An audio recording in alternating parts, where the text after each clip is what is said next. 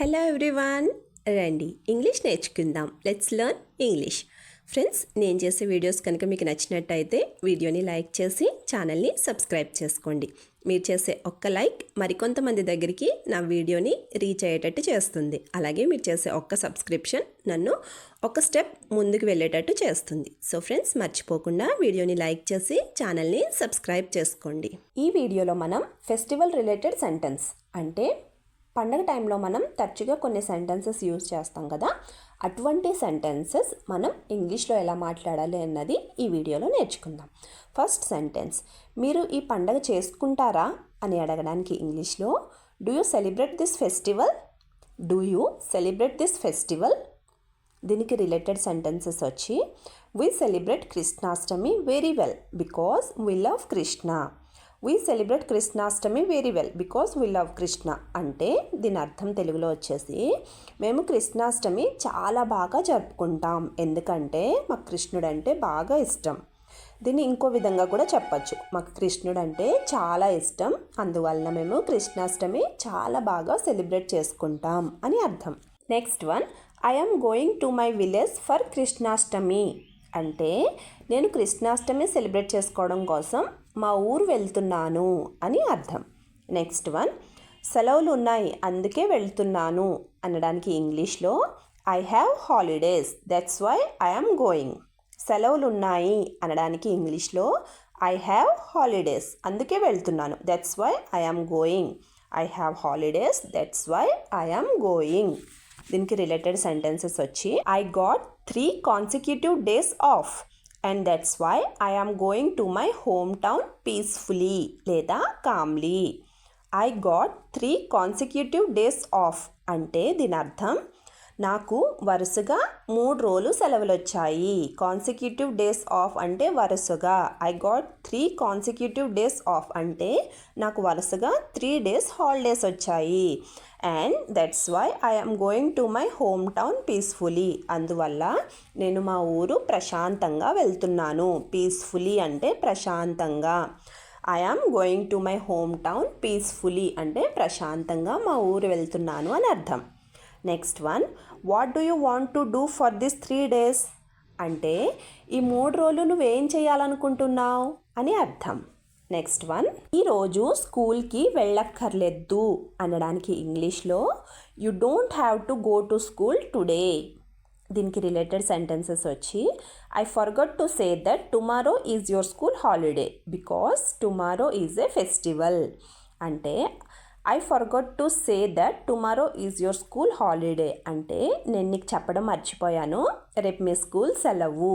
Because అంటే ఎందుకంటే, tomorrow is a festival ఎందుకంటే రేపు పండుగ. నేను నీకు చెప్పడం మర్చిపోయాను, రేపు మీ స్కూల్ సెలవు ఎందుకంటే రేపు పండుగ అని అర్థం. Next one, don't go out in the sun and play in the evening. Don't go out in the sun and play in evening అంటే ఎండలోకి వెళ్ళకు, సాయంత్రం వెళ్ళి ఆడుకో అని అర్థం. నెక్స్ట్ వన్, నేను పూజ చేసి ఆఫీస్కి వెళ్ళాను అనడానికి ఇంగ్లీష్లో I did puja and went to office. దీనికి రిలేటెడ్ సెంటెన్సెస్ వచ్చి first one, doing puja early in the morning made me feel very calm. Early in the morning అంటే తెల్లవారుజామునే. Doing puja early in the morning made me feel very calm. తెల్లవారుజామునే పూజ చేసుకుంటే నాకు చాలా ప్రశాంతంగా అనిపిస్తుంది అని అర్థం. Next one, I don't do puja everyday but I must do it during festival. I don't do puja everyday అంటే నేను పూజ ప్రతిరోజు చేయను కానీ పండగలకి తప్పనిసరిగా చేస్తాను అని అర్థం. But I must do it during festival అంటే నేను పండగలకి తప్పనిసరిగా పూజ చేస్తాను అని అర్థం.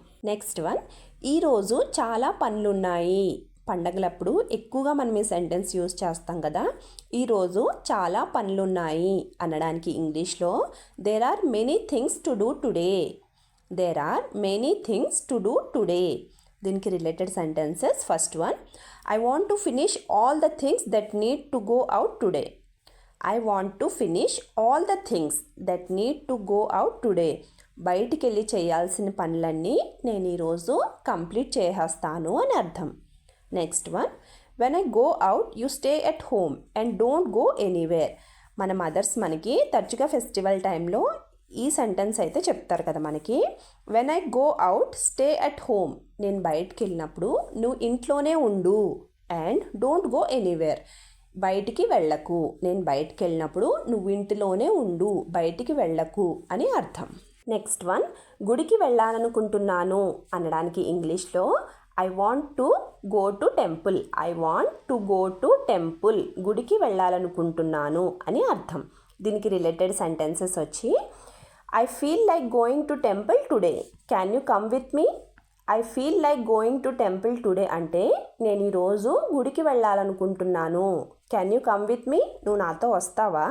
నేను ఈరోజు గుడికి వెళ్ళాలనుకుంటున్నాను, నువ్వు నాతో వస్తావా అని అర్థం. Next one, I will go to temple early in the morning, you should not be late at all. అంటే I will go to temple early in the morning అంటే నేను తెల్లవారుజామునే గుడికి వెళ్ళాలనుకుంటున్నాను. You should not be late at all అంటే నువ్వు ఏమాత్రం ఆలస్యం చెయ్యొద్దు అని అర్థం. నేను తెల్లవారుజామునే గుడికి వెళ్ళాలనుకుంటున్నాను, నువ్వు ఏమాత్రం ఆలస్యం చెయ్యొద్దు అని అర్థం. నెక్స్ట్ వన్, ఇవన్నీ కొని ఇంటికి తీసుకురా అనడానికి ఇంగ్లీష్లో buy all these and bring them home. Buy all these and bring them home. దీనికి రిలేటెడ్ సెంటెన్సెస్ వచ్చి don't forget all the things I told you above and bring them in the evening. అంటే don't forget all the things I told you above అంటే పైన చెప్పినవన్నీ మర్చిపోకుండా తీసుకురా అని అర్థం. Bring them in the evening అంటే సాయంత్రం తీసుకురా. నేను పైన చెప్పిన వస్తువులన్నీ మర్చిపోకుండా సాయంత్రం తీసుకురా అని అర్థం. Next one, if you bring everything I said quickly I will cook the dish. అంటే నేను చెప్పినవన్నీ నువ్వు తీసుకొస్తే నేను నీకు తొందరగా వంట చేసి పెడతాను అని అర్థం. నెక్స్ట్ వన్, కృష్ణాష్టమి ఎలా జరుపుకుంటున్నావు అని అడగడానికి ఇంగ్లీష్లో how do you celebrate Krishnashtami. దీనికి related sentences. First one, earlier I use to go to my home town and celebrate very well. Earlier అంటే ఇది వరకు I use to go to my home town and celebrate very well. నేను మా ఊరెళ్ళి చాలా బాగా జరుపుకునేవాడిని. ఇదివరకు నేను మా ఊరెళ్ళి చాలా బాగా జరుపుకునేవాడిని అని అర్థం. Next one, but now I can't go anywhere because of this job.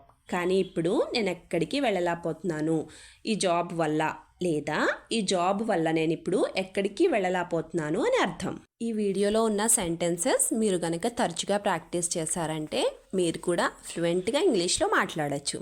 Video last వరకు చూసినందుకు థ్యాంక్ యూ సో మచ్.